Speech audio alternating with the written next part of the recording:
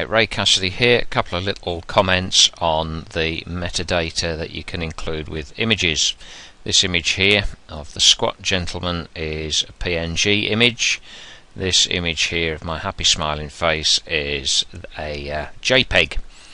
Now, to access the metadata, when I click on here, when I click on the image file itself, at the bottom of the screen, I can see some of the image data. It's not visible in the video itself, so I'll right click on the image and I can open this menu, and at the bottom of the menu we've got the properties tab. So with a PNG you're somewhat limited in what information you can add. So you've got a title for the image, and that's an actual, this is a good place for the keywords that you want, but don't overdo it. Don't don't stick 300 keywords in there. That will completely derail any attempt at SEO. Google will instantly recognize that as keyword stuffing. In the details, we can specify a date that was taken. Somehow that hasn't carried over. We'll say it was taken in July 2012. That's approximately right, but that's about all we can actually access from this menu at the moment. So with PNGs you can't optimize them quite as easily as you can with others, so I'll apply that information, that one little change we've made. I'll OK it. On the other hand, if we go over to a JPEG image, a JPEG image is less bulky, so that's better for the speed of your website and the speed with which pictures load.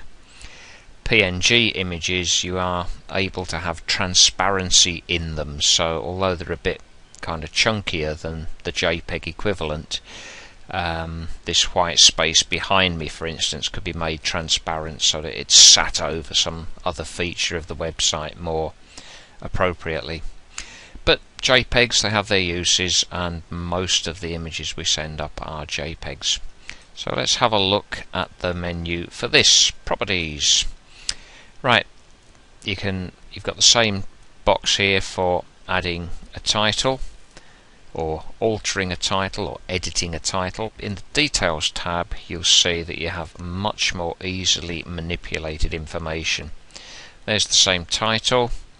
The subject can be, again, don't overdo it, but you can put in whatever's relevant to help classify that picture.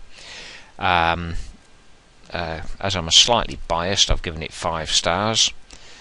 Any professional photographer in the area will probably have absolute kittens at me giving that 5 stars, but tough. It's my picture. I like it. Ray Cassidy, Consulting Cumbria. These are the tags. You can see the little flag popping out there with the tags that are in that field. Down here, comment, you could make that as long or as short as you like. Again, make it relevant, make it useful, make it helpful.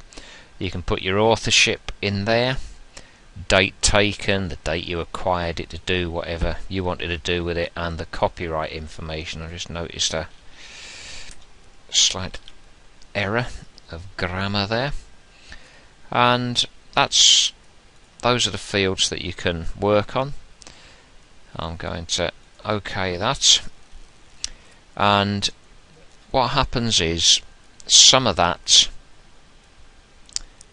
information will be retained when the various programs upload an image onto a website or into a social media platform.